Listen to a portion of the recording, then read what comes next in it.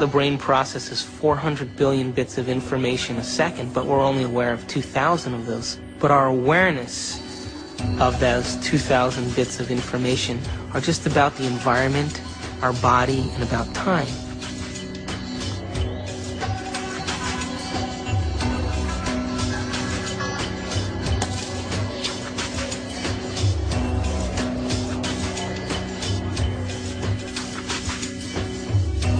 We're living in a world where all we see is the tip of the iceberg. The classical tip of an immense quantum mechanical iceberg. Hey, wow! You got a lot of shots to develop? No. Oh, bummer. Well, I'll catch you later.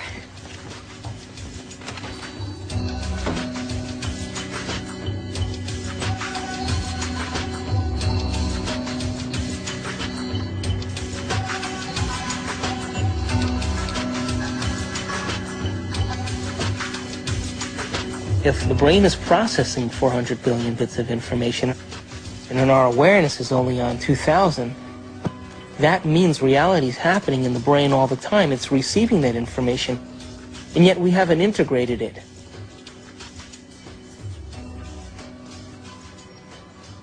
The eyes are like the lens, but the tape that's really seeing is the back of the brain. It's called the visual cortex. It's right back here. It's like this camera, and it's tape. Did you know that the brain imprints what it has the ability to see? Now, this is important. For example, this camera is seeing a lot more around me than what is here, because it has no objection and no judgment.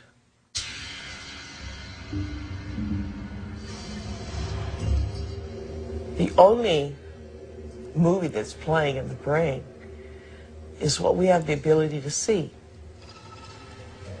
So is it possible our eyes, our cameras see more than what our brain has the ability to consciously project? Well, the way our brain is wired up, we only see what we believe is possible. We match patterns that already exist within ourselves through conditioning. So a wonderful story that I believe is true is that when the Indians, the Native American Indians on the Caribbean islands saw Columbus's ships approaching, they couldn't see them at all because it was so unlike anything they had ever seen before. They couldn't see it.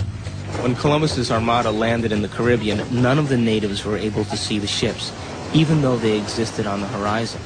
The reason that they never saw the ships was because they had no knowledge in their brains or no experience that clipper ships existed.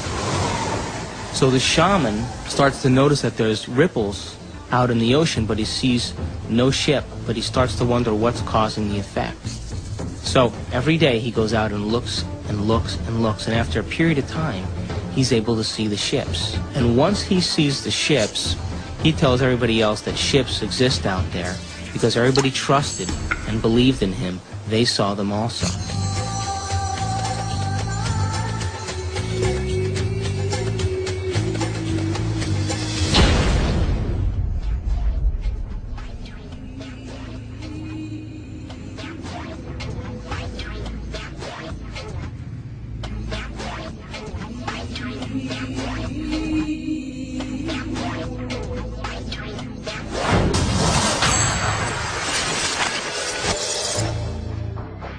We create reality. We're reality-producing machines. We create the effects of reality all the time. We always perceive something after reflection in the mirror of memory. As far as whether or not we're just living in a big holodeck or not, it's a question that we don't necessarily have a good answer to. I think this is a big philosophical problem that we have to deal with in terms of what science can say about our world, because we are always the observer in science. So we are still always constrained by what is ultimately coming into the human brain that allows us to see and perceive the things that we do. So it is conceivable that all of this really is just a great illusion that we have no way of really getting outside of to see what is really out there. Your brain doesn't know the difference between what's taking place out there and what's taking place in here. There is no out there, independent of what's going on in here.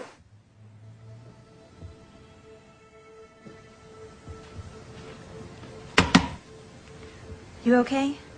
I heard you scream earlier. Was it another dream?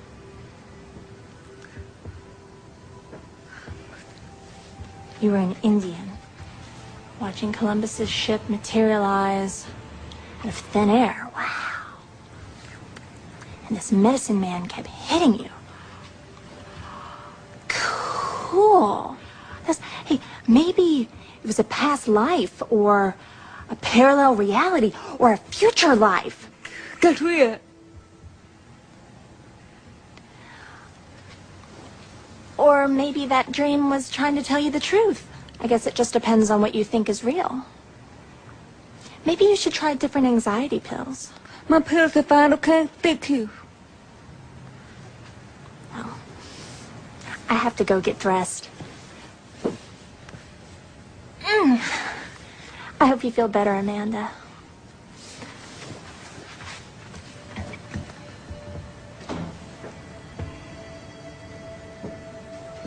God, Amanda, I could be such an asshole.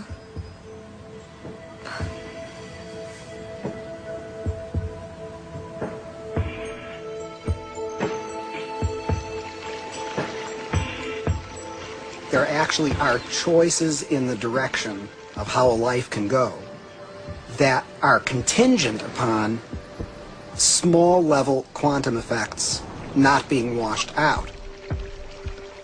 First of all, let's talk about the subatomic world, and then we'll talk about what it's telling us about reality. The first thing I want to tell you about the subatomic world is it's totally a fantasy created by mad physicists trying to figure out what the heck is going on when they do these little experiments. By little experiments, I mean big energy in little spaces and little pieces of time. It gets pretty nutty at that realm of things, and so subatomic physics was invented to try to figure that all out.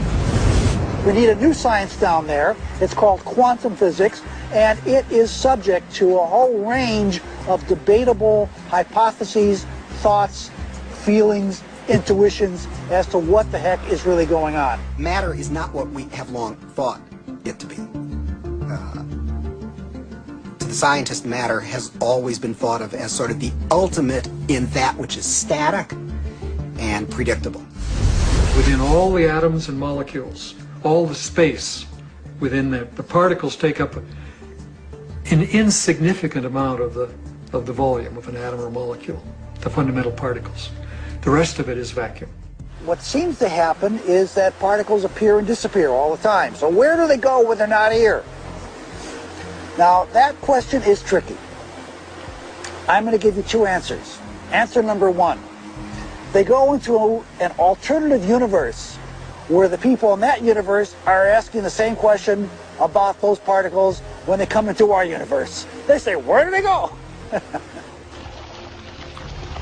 There's a great mystery called the mystery of the direction of time.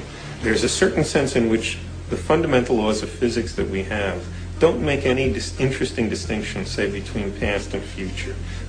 For example, it's a puzzle from the standpoint of the fundamental laws of physics.